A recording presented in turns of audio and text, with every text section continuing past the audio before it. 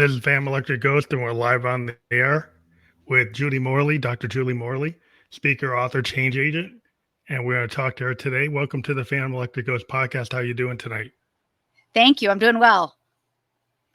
Well, we want to let people know, if you see that icon up there, that we are a featured podcast on Newsly. They sponsor the podcast, and if you use the coupon code GHOST, you can get 1 month free premium subscription. That's an audio only platform.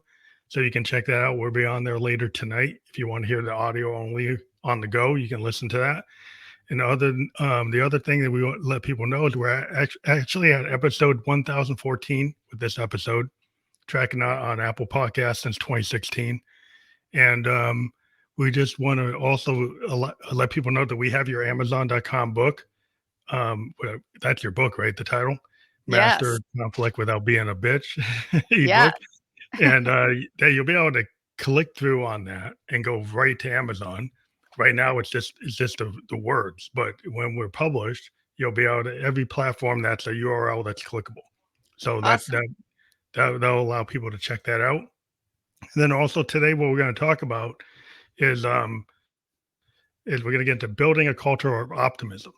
So that's the focus, and then we'll just have a natural chat. So maybe tell people, the folks in the audience, a little bit about yourself, get your background as a doctor, a speaker, author, or change agent. Maybe you can start there. Sure. So I've been a professional speaker and coach since 2002. So plenty of time. Before that, I was, of all things, a history professor.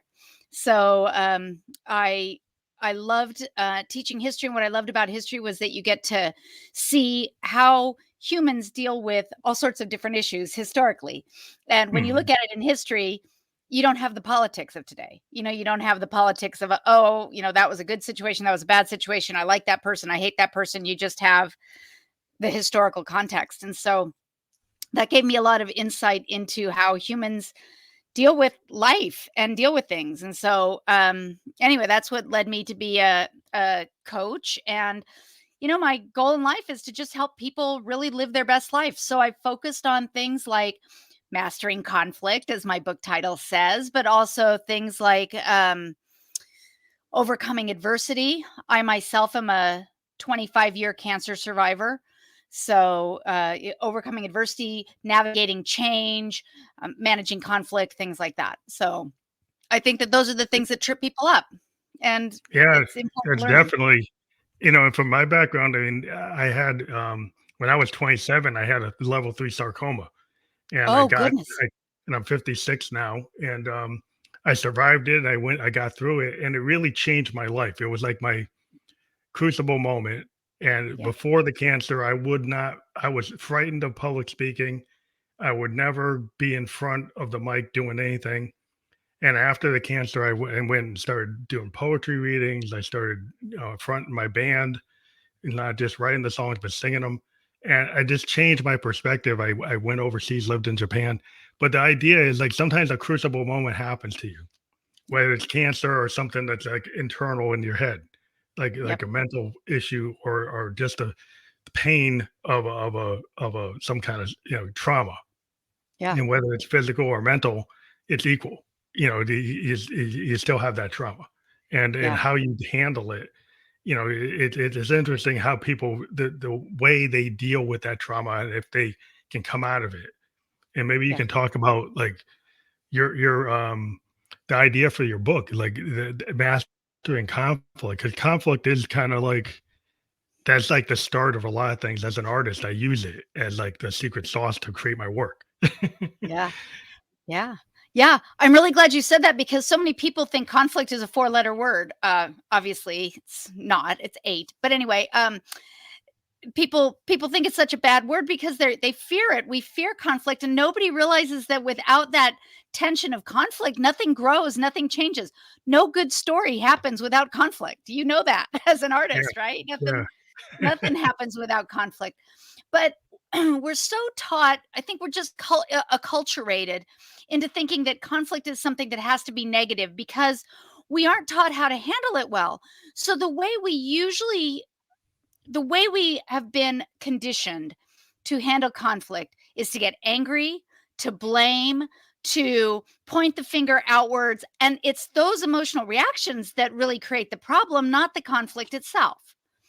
So a lot of what my book talks about is how do you keep your own emotions in check when you're facing conflict rather than trying to blame it on everybody else. I when I speak on this topic, I start by saying the first thing you have to understand is that conflict is never, ever, ever, ever, ever about the other person.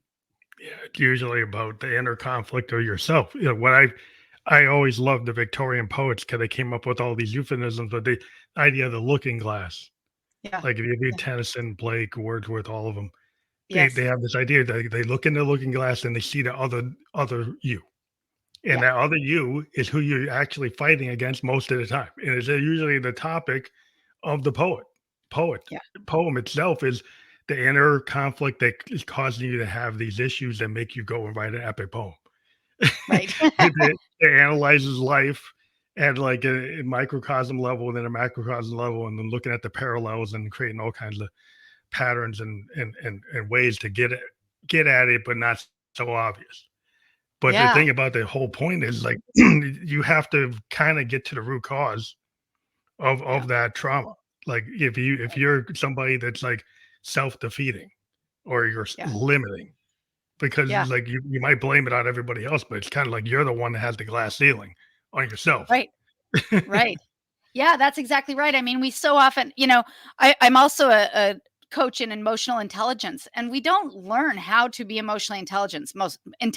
Most of us, it's just not a skill. It is a skill that you can learn, but we usually aren't taught it, so we don't learn it. And one of the interesting things I find about emotional intelligence is that we never are taught how to deal with our emotions. So when we're upset about something, that's a legit thing. And you talk about trauma, we have trauma there. That's an emotional wound. But if you Mhm. fell and broke your leg, nobody would expect you to get up and walk the next day.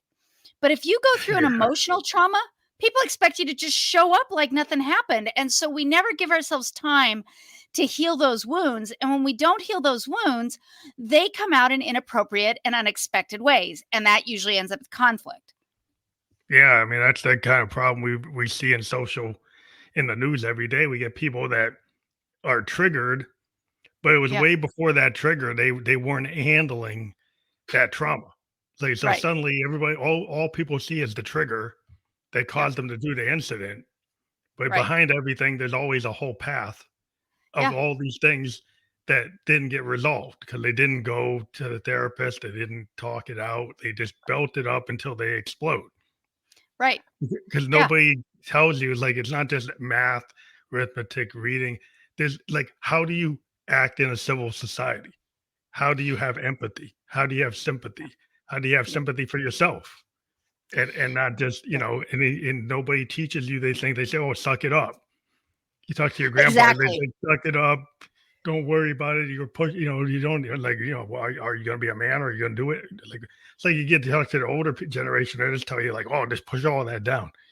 Like Yeah. that's the Yeah. going like grandpa, that really worked for you? Yeah, yeah, yeah. Right. Or don't be a baby. Well, and one of the things in the title of my book, obviously I gear it more toward women, just you can tell by the title, although we all struggle with conflict, but women in particular, because women have such a stigma about being called a bitch.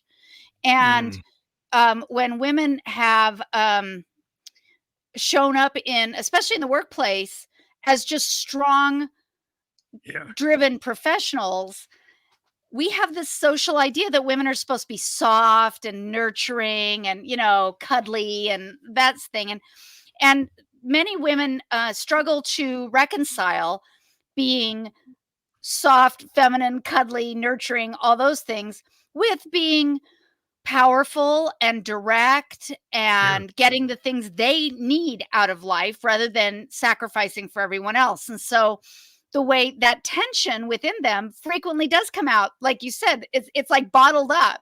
It's they've been pushing that tension down for all these years, thinking that there's no way to reconcile it, and so it comes across as being probably a bitch. But there are ways to handle it, and you know, when you handle it appropriately, you can be everything. You can still be kind and empathetic and compassionate and nurturing and direct and clear and get what you want.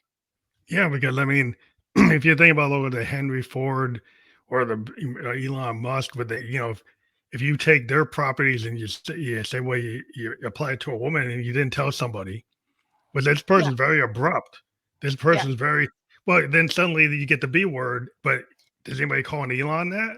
Yeah. Because Elon Right. could be acting very strangely. Sometimes it's like, okay, well, like how come he doesn't get the label? But it's Yeah. like they get, oh, he's eccentric, but he doesn't get called Right. a thief. It's like, well, you call a woman doing that, you say, why do you do that? It's like it's the social mores Yeah. of what's acceptable, and then you have to be on the bleeding edge or the cutting edge, and it's hard. Like when you put yourself in that role, you become the CFO, you become the CIO, you get the project manager, you get to be the director, and you're in a room, and there's like 8 other people that aren't you. Yeah. And then they give you the opinion from the country club opinion, like, oh, you're being too harsh. Well, would you Yeah. tell Bob he's being too harsh? Probably Right. not. Probably not. That's exactly right. Yeah. Yeah. Yeah.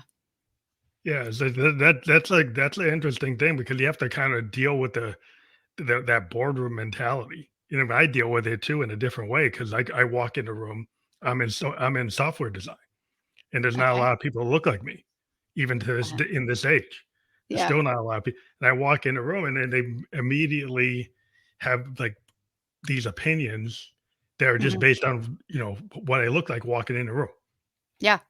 And so it's like without looking at the content of what I can do, Yeah.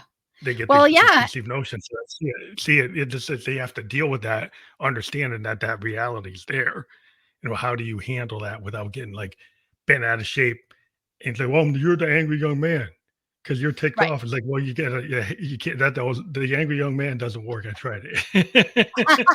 Been there, done that, right? Yeah. Yeah. I mean, I have had similar experience. I mean, I have spent most of my career in traditionally male fields. My very first job out of college, I was an advertising account executive, and my only clients were car dealers. So I was a 22-year-old young woman dealing with used car salesmen, basically.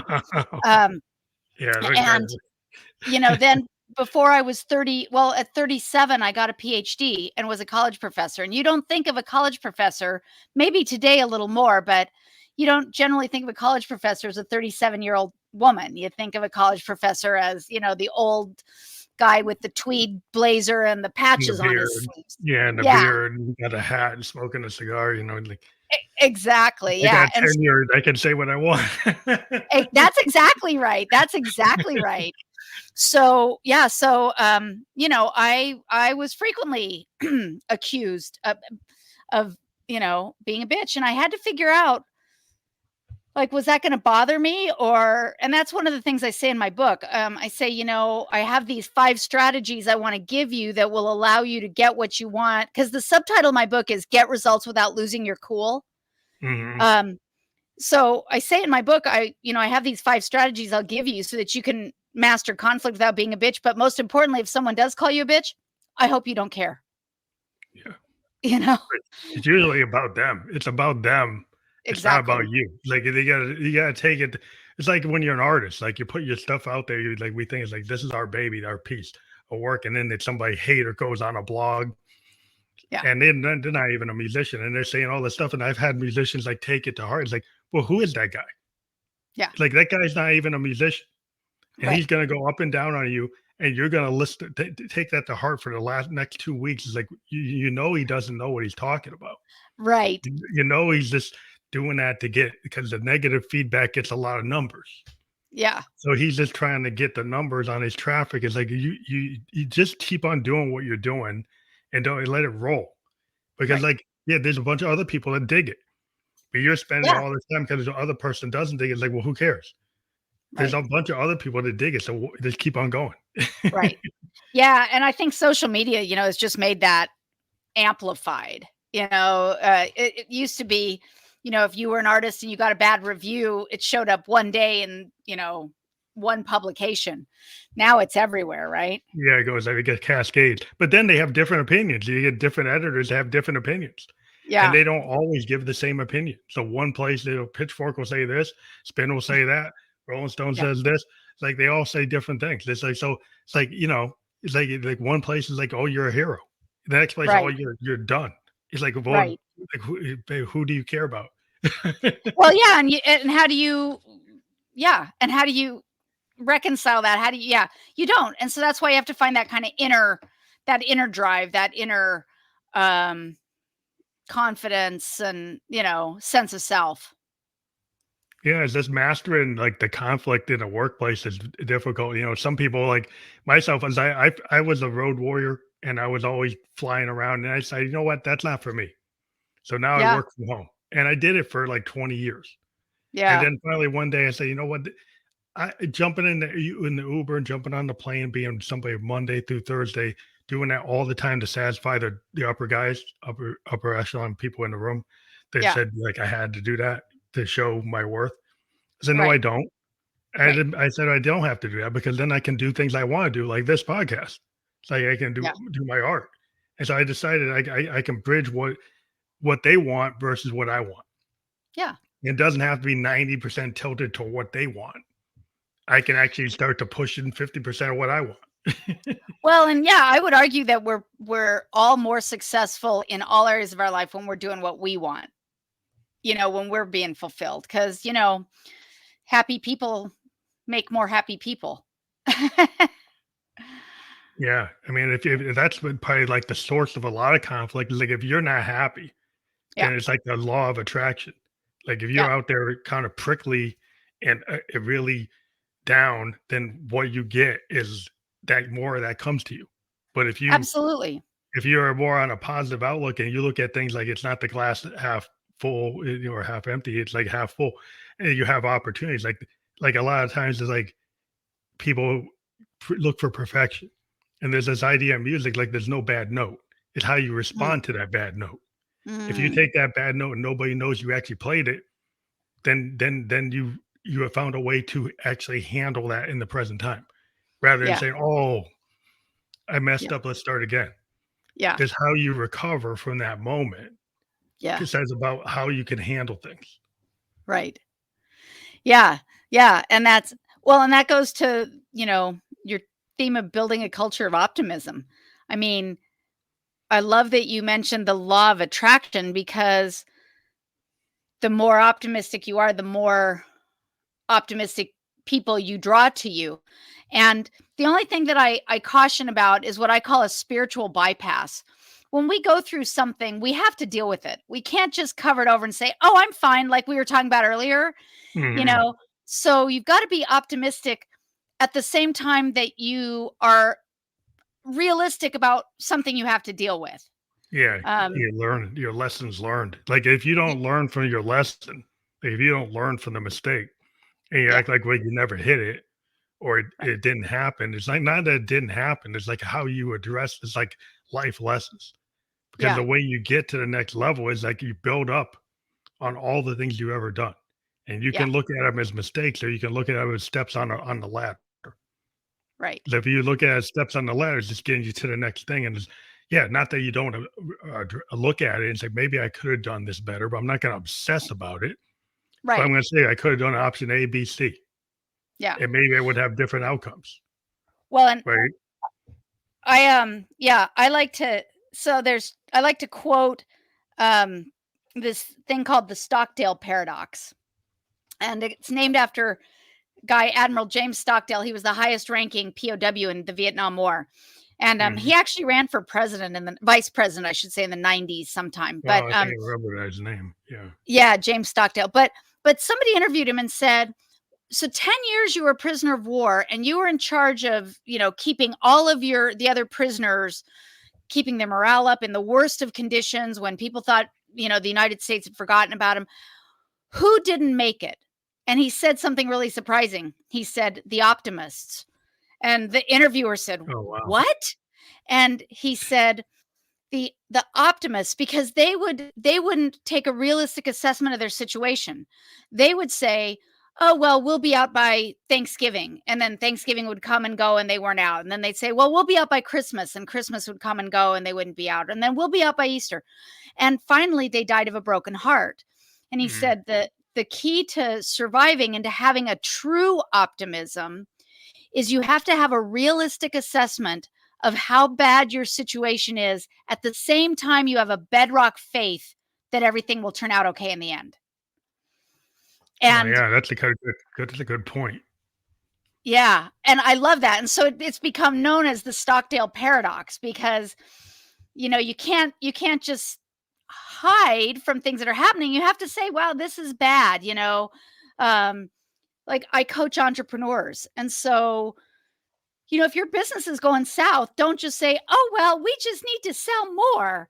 No, you got to actually look. You've got to look and say, what's going wrong? What do I need to fix? What needs to be changed? How do we do? You've got to get a realistic assessment of what's happening. At the same time, you absolutely believe that your business is going to succeed. Yeah, so it's not all faith. It's like you have a left and right brain for a reason, right? Like Right. there's a balance. So the part of it's faith, part of it's belief in yourself, but part of it is actually looking at, like you say, the numbers. Yeah. If The those reality. numbers are, yeah, those numbers are the reality of the situation. Is like, if thing is not working, and you don't have a way to make it work, then you've got to come up with a different plan. You got to Right. come up with a different option. You have to change lanes or change something about it. And Yeah. if you don't have the courage to actually address that's where the problem is. Like, if you don't deal with something that in head on, Yeah. then it just builds up, and they usually take you out. If, like you said, they Well, turned to optimists, they died of a broken heart, because they yeah, weren't dealing and with looking at it reality. realistically isn't being pessimistic. Yeah. It's being realistic because you absolutely believe that it's going to turn out okay. It's Mhm. just looking at the situation. Yeah. Yeah, that's a hard thing for some people because they kind of fairy tale thing versus reality. Like, they got this Yeah. idea, they get into a relationship, and they're like, well, my soulmate's gonna fix me. But that's Yeah. actually not the real deal. It's like you guys, it's like this, it's like there's this idealized version of what they think it is, and then and then there is what it is.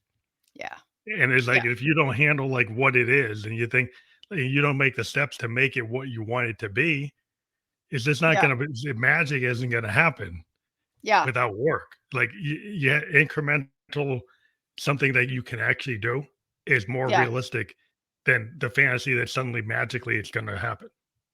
Yeah. Well, and nobody out there is going to fix me except me. Right. Yeah, yeah, that's a problem because some Yeah. people are looking for the fix. I mean, they go to the doctor looking for the fix. They go to the therapist looking for the fix. They go for the coach looking to the fix. And a lot of it is like 90% of what has to get done is on you. And the 10% comes from the coach tells you, like, here's a path, but you have to follow the path. And Right. you have to find a path that you're actually going to agree to do, probably for the rest of your life, certain things to get you on the right direction.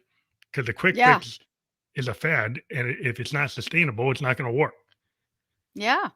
It's back to what you said earlier about the Victorian poets and the mirrors. It's the Yeah. mirror. Yeah. It's hard Yeah. because people don't like to look at that mirror. They get the refractions back and they're like, Yeah. that's ugly. Yeah. They be like, you know what? It's nothing's perfect. Yeah. It's like, I see in art today, people try to make something perfect. And I'm a Mm, big fan of the happy accident, or just mm. taking the earlier take. Instead of doing 100 takes of a thing, take the third or fourth take, because that's closer to the truth of what I was originally writing. By the time I get Yeah. to take 99, then I've diluted everything I was doing because I got scared of it and I started taking everything out. Hmm. That's interesting. That's interesting. I think a lot of Yeah. people do that. They edit themselves to the point where it's not like the real version. It's like this Yeah. masked version. Yeah. Well, yeah. So because we do get so afraid of public opinion and well, and like I said, social media, you know. So yeah. So, what tips do you think people can resolve like a dispute quickly and effectively well, what are some of the steps to doing that? Everybody's always looking for something that's quick and effective, but it's probably still a long-term strategy. But Well, it is. I mean, we've really talked about the basic thing. The one tip, the biggest tip I give people is make sure you aren't bringing the conflict. Make sure you mm, aren't the source of conflict. So to what we said, if you're upset waiting to happen, if you're a trigger waiting to be pulled, you're not going to be effective in mastering conflict because everything's going to set you off. So you've got to really take care of yourself first. That's probably one of the biggest tips. But the two others that I talk about for resolving conflict more smoothly is one is a formula that I call E plus R equals O, and that stands for event plus response equals outcome. So if you just look at a problem like a mathematical equation, E plus R equals O, it takes the emotion out of it and it can lessen the conflict. So an event happens. Let's say you're the boss and one of your employees messes something up. Okay, you don't have to get angry. You don't have to punish them. You don't have to criticize them. That's just the event. That's just E. This got messed up. E. What outcome do you want? You want the problem fixed and the project to get done well. So, what response are you going to pick to get you to that outcome? Because blowing up at that employee, criticizing that employee, firing that employee probably isn't going to get you to the outcome you want.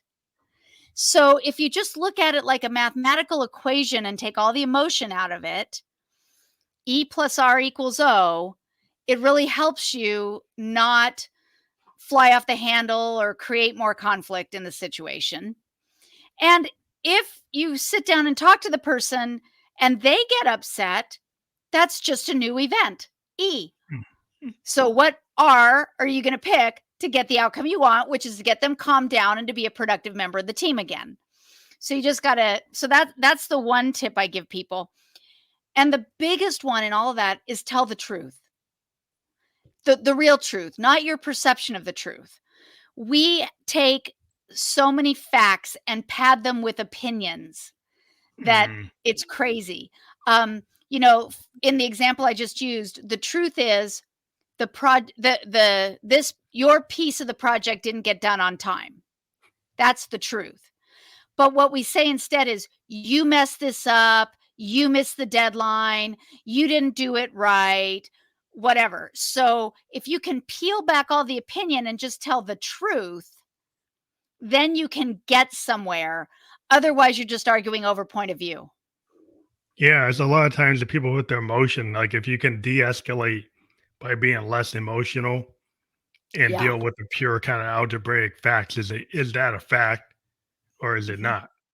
Is Yeah. X, is that X? Is that Y? Or is it something that you say, well, it could be either X or Y? Well, it's one, it's a fact. It can't be two things, right? Yeah. So it's like, so is it an opinion or a belief? Like, what do you think? Well, this person's lazy. Well, that's your opinion. You're right. But maybe there was something and they're not lazy. You just don't understand the full picture. But you have that opinion. You put that on the person, then you're gonna have a negative outcome because you're not listening to anything they say because you already have the answer. You like this person's lazy. So Right. it doesn't matter what they say, that's what you already believe. Yeah. So that conversation is gonna go south. Yeah. Yeah. There's a quote by Donald Rumsfeld, who was the Secretary of, I think, Defense under Ronald Reagan. And he says, everyone's entitled to their own opinion, but they're not entitled to their own set of facts. And, Yeah, that's a lot. and, and, so yeah, if you can just stick to the facts, and that's hard because when we do get emotional, we want to throw our opinions in there. Also, sometimes you gotta know when you need some help, right?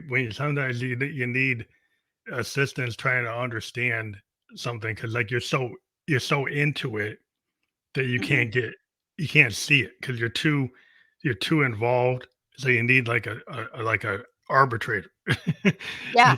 to come in and say what's really going on right? So is that some kind of is that like a real thing in business where you bring in? I know there's arbitration for certain things, like legally Sure. they do things, but in certain situations, or is that something you should try to do yourself? Well, I always think that having an impartial third party can help if before things start to escalate. You sometimes it's not practical to do that in every situation. You just have to talk to a colleague about, why didn't I get that email? You can't, obviously it's not practical, but if things start to escalate, yeah, it's always great to have an impartial third party because we aren't very good at recognizing our own emotions, or even when we cross the line from fact to opinion. We're just not Mm. good at that. Yeah, yeah, it's a hard thing because people are so invested in their point Mhm. of view, and Yep. some people they think their point of view is the truth.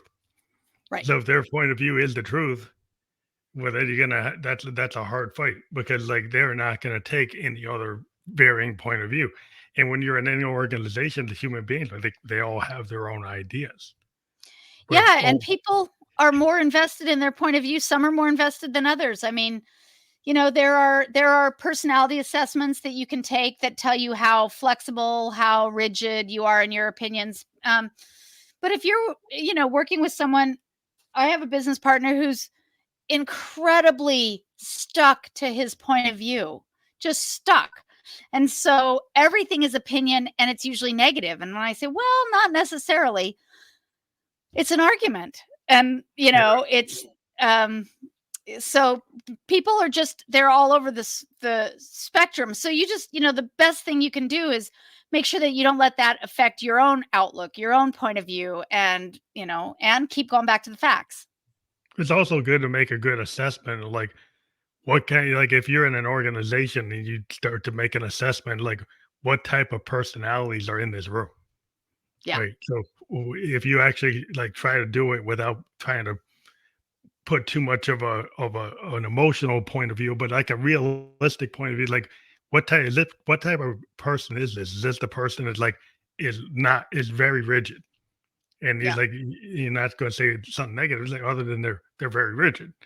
And Yeah. I probably don't have a lot of leeway with this person, but maybe they think this other person they have a high opinion of. If I can get this other person to say it, I don't have to say it. They respect this person more than me, and I get them to say it, and then I can get it done. So it's kind of like Yeah. you're playing chess, you're not Yeah. playing checkers. Exactly. No, that's exactly right. That's exactly right. So Yeah. is that like a skill to like to master conflict? Is like read the room, read the Yeah, I people in I the talk room. about yeah, I talk about anticipating events, and that's part of it. Is like if you know that you're in a project or in a meeting with two people that don't get along, well, then don't assign them to the same project.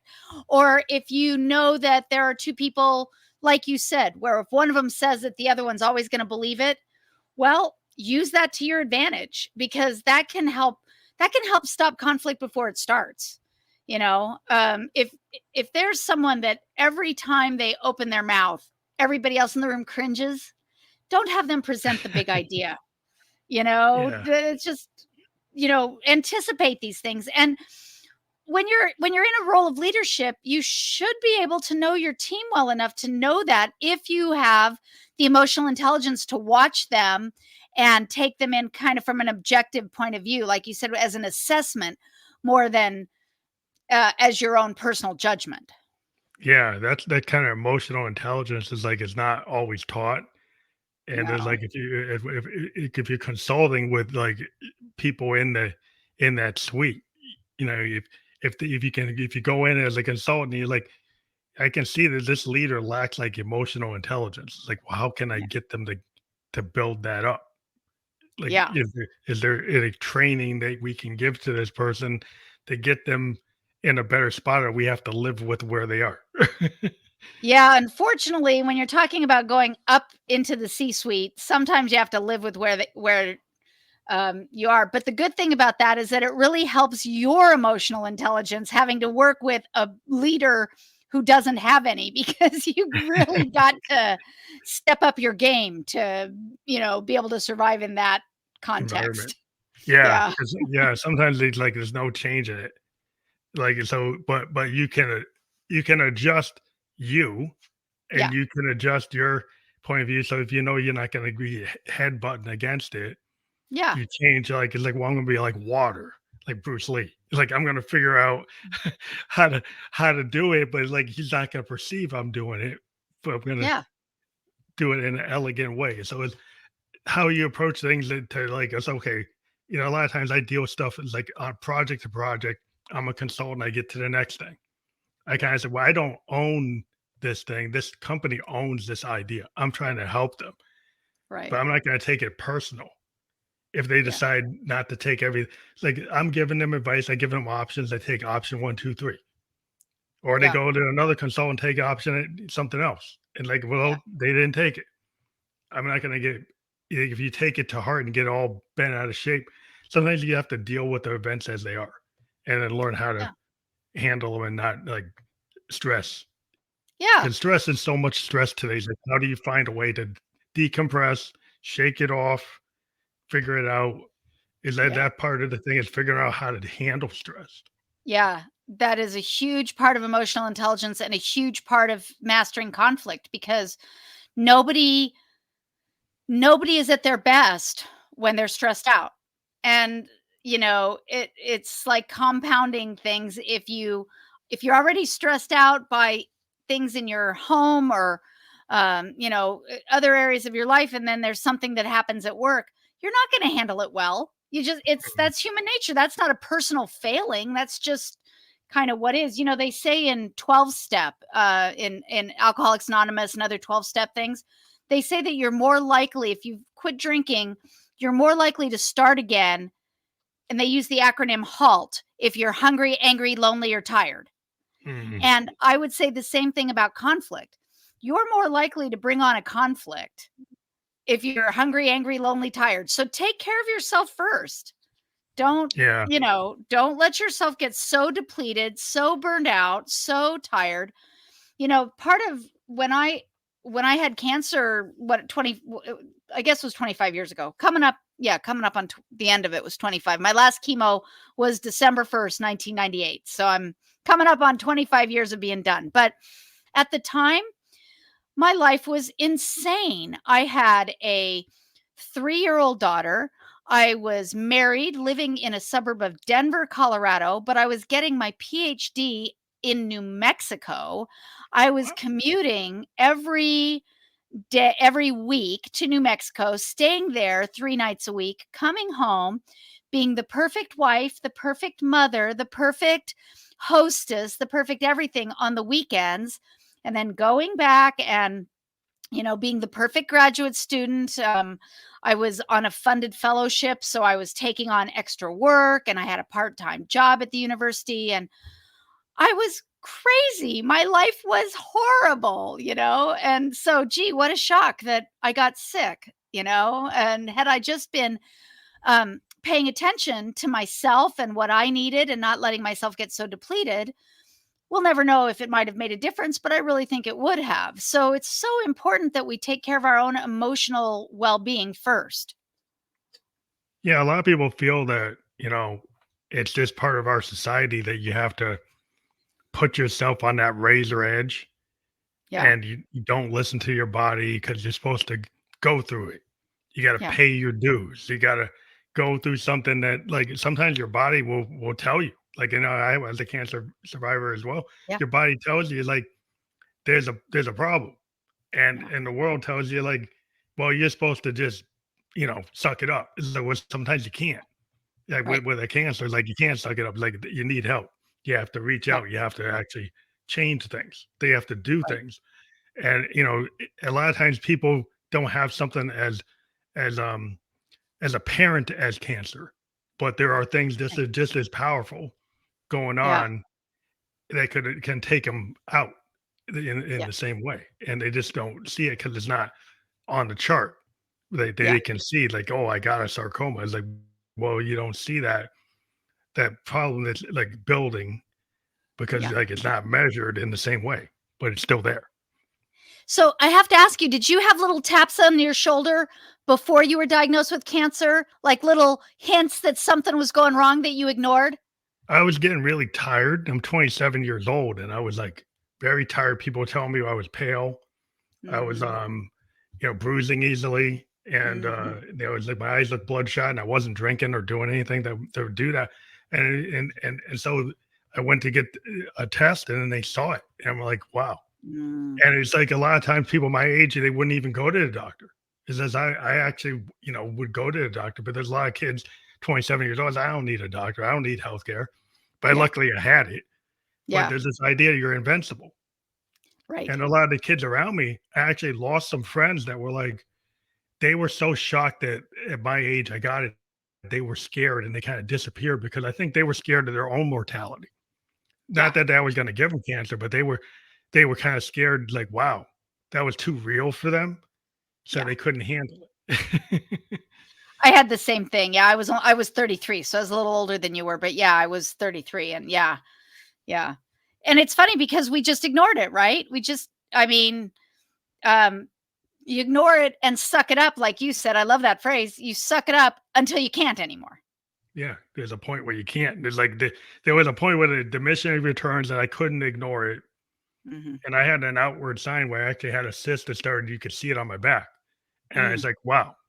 So I was lucky because if that had not been, I was feeling bad and I went to see, and then they actually found the outward example. But there's a lot of sarcomas that are internal, Mm. and they kill people because they don't see it. Yeah. They feel the bad, like I felt it, but then Mhm. they could see it too. And so then that Yeah. was the thing that probably saved me is the fact that you could see it. But there's a lot of cases my doctor told me, it's like, well, people, if that's internal, you don't see it and then people don't report it until it's too late. And isn't that funny that we have to be able to see it? That just the fact that we don't feel well isn't enough. Yeah. I mean, that's the part of it. It's very dangerous when you get the blood cancers and other cancers that you can't see, you Yeah. know, and just 'cause it's just as real, it's still there. But Right. people don't feel the invisible. Like being an artist, I deal with like the muse and the feelings of like how can I take these feelings and turn them into art? And once I Yeah. take those feelings and turn them into a piece of music, then they become something that you can hear it. But Mhm. before it was in my head, and then it Yeah. becomes like it's on the tape.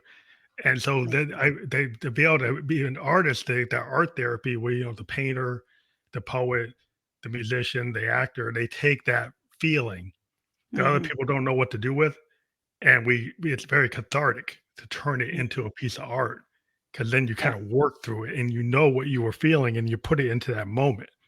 And Yeah. some people, if they don't have that, I kind of worry about them. It's like, well, what are they doing? Because I'd use that to kind of save myself. But other people, if they don't have that, what do they do? Right. Yeah. I've said this a lot. Um, Einstein said energy E equals mc squared, right? E equals mc squared. And that's energy equals mass times a constant. And so I know this is not what Einstein meant, but I've always thought we have this emotional energy inside ourselves. And some of it's healthy when you're feeling healthy, good emotions, but some of it's unhealthy, like trauma and anger and resentment and things like that. What do? We aren't taught how to process and disperse this energy. Now, as an artist, I love what you just said. You can take that energy and turn it into mass, something tangible. You can turn it into a poem or a piece of music. But what happens to all the people who don't know how to take that energy and disperse it out of their bodies, release it and get rid of it? Well, according to Einstein, that energy can't be destroyed. It just changes form into a mass. And I Yeah, really believe that's a lot of what causes cancer is that yeah, we have these emotions that get stuck and then they don't have anywhere to go. So they just grow. yeah. I think what I found is after the cancer, I became even more emphatic about doing my music, and I write music pretty much every other day, almost every day. I have a Wow. studio in my room. It's like so I can. But I Yeah. just found it wasn't even for anybody else other than for me. And then I found it's like throwing it at the wall. I put it out on out in the world, and I get results. I mean, like not every piece gets a result because some of them are just for me. And Hmm. most of them are just for me. And then if there are people that happen to vibe with it, that's fine. But it's like Yeah. it's just energy.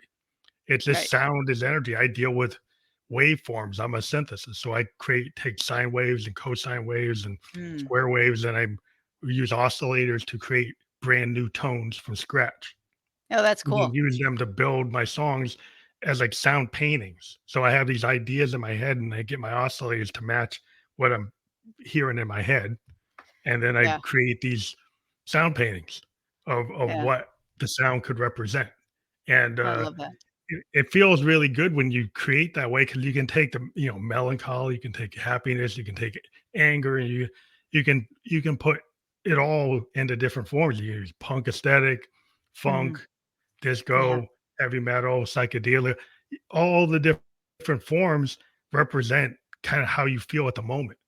And then Yeah. if you're willing to be very expansive and say, well, I like to do all the different forms as a Yeah. musician, producer. So I'm not just stuck in one. And if I feel like doing some fusion jazz, and I'll do that. If I feel like doing something that sounds like Johnny Cash, I'll go do that. It's like, so you just do whatever you feel and not have a preconceived notion. Well, I can't do that.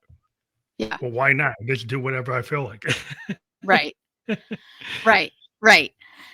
Yeah, and that's well, and that's what's so valuable. I mean, it's if everybody had a passion like that, then I think emotional intelligence would go up because we learn how to translate our emotions into something, and we get to also kind of step back a little bit. I think we also get, and this is one of the things about conflict, we get really invested in our own emotions and they become part of who we are. And we forget that we're not our emotions. Those are just experiences we're having and we can let them go, you know? Mhm.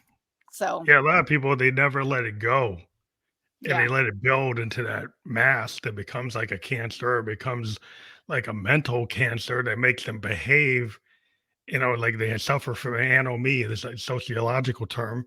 They yeah, feel isolated, and then they get out there and they can't handle the social mores, and so they go against it and they erupt.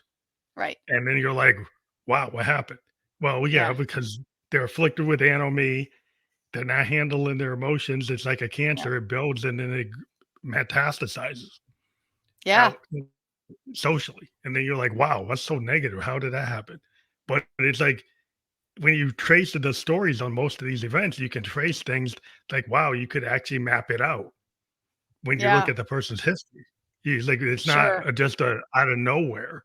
There's a Yeah, logic to it. They're like, oh, that's a bad logic, but it exists. That's what it is. yeah, yeah. But I think the good thing about all this is that for everything we're saying, there's the kind of positive equivalent, right? For each, it only takes one person who's really positive to kind of counteract about 10 negative people. Hmm. There's a great book, Power versus Force, by a guy named David Hawkins. He studied this about energy. And, I think we've all had that experience where we've met someone that is just always positive, always happy, always centered and grounded. And we just feel so good when we're around them. And so I think that's the thing that, I kind of personally strive for is to be that person. So people may never read any of my books, and the people that I come into contact with, I live in a very small town. I live in what they call the most famous small town in America. I live in Gettysburg, Pennsylvania. Oh, So Gettysburg only has 7,000 residents. yeah, I small. have a friend that says, "Oh my god, I have more followers than that on Facebook," but so it's a very small town. So there are people who live here in Gettysburg who may never read my books, but they know me. So hopefully just by knowing me, they know that there's hope, that there's faith, that you can be positive, that like I can't my words may not impact people, but hopefully just showing up Yeah. impacts people, I believe and when you put your work out there, and because of the way the world is, like you're in Gettysburg, but you put it out, it gets on the web, it gets to, all over the world. yeah, And that's the whole purpose, of this podcast is like we can reach a lot of different areas of yeah, people that would have never heard a creator or heard their ideas or know about yeah, their book or know about their service. And once you put that out in the world, it has a way, like if when you have that positivity, the positivity or something that's actually, encouraging people, empathetic to the understanding of people. Like it's a power. It's an energy. That energy to me is very useful rather than being something that like it doesn't help you. If something that's like so negative, it doesn't really bring light to the world. But when you're Yeah. in that zone, I think the more light you shine, the better it is. The more people actually get affected and connected. Yeah. And don't we need more light in the world right now? Oh yeah, we Yeah. definitely need to hear voices. We need to hear what everybody has to say, and give them people a platform that are reasonable. That are reasonable people that want to get out in the public square and say something that's going to help another human being, Yeah. not to totally like blame another human being. Like, well, why don't Right. we just say we're all human, we all have wants and needs, and we all can, it could be suffering, and we could do better Yeah. if we listen. You know, Yeah. listening is half the thing. Is like a lot of people they don't listen to the words that their partner says. They don't listen to the words that their neighbor says. They just want to say what they want to say, and they don't hear the other person.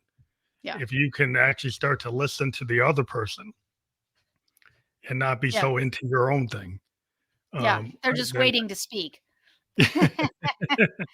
Yeah. Yeah. Absolutely. I really love the idea that you challenge the whole the idea about mastering conflict without being a bitch, because there's such negative connotations to like strong women. The Mhm. women that have a point of view, and then automatically labeling them as that's a problem. Yeah. And in this age, we need everybody to be on deck, and to not let people be on deck because they're a woman, or because they're are a minority, or because of some issue that they can't control, because that's who they are, right? Right. So you should listen. If somebody has something to say, you shouldn't prejudge just because of who they are. You should Right. actually listen to the words. Yeah. Well, and I think that more and more is a movement toward not only listening to the words, but also kind of listening, if you will. This is going to sound a little woo woo, but listening to the energy. I mean, Mhm. I think we can kind of intuitively feel when someone is resonating with us and when they're not. And doesn't matter even so much what someone's saying if they feel like it's coming from the right place. Yeah, You know, you inspirational.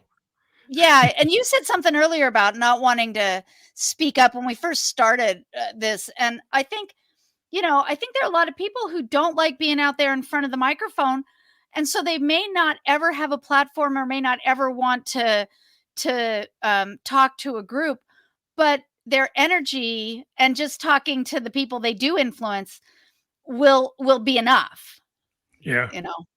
that's why we're very happy with this platform, because sometimes we've been able to bring out those people who feel more Yeah, comfortable in a virtual platform, where they yeah, don't get the anxiety of a public speaking platform, and yeah. they still get their knowledge out there. And so we've been very my daughter actually works with a lot of disabled artists, Oh, and neat. allows them to have a gallery for where they couldn't get into the public gallery or the physical gallery. They to get into her virtual gallery, and then she was able to push them out there and get them known. Yeah, And I think there's people just deserve respect for what they can do, and some right. people have issues where it makes it harder for them. And if you could make it easier for people to present, Yeah. that's always good. Yeah, that's great. That's great. It's good that you do that. We try. It's just important, I think, that we allow people to present themselves and let people hear their truths, or what they feel or what they have to say. And I'm very happy that you came on the show. I think it's been a really interesting conversation. I hope everybody can check out your book, and click on that link and get right to it. And yeah, that's fully clickable when we're published. So I Great. do encourage everybody to click through it and check it out. Great. Well, thank you. Thank you again for being on the show. Yeah. Have a good night. Thank you.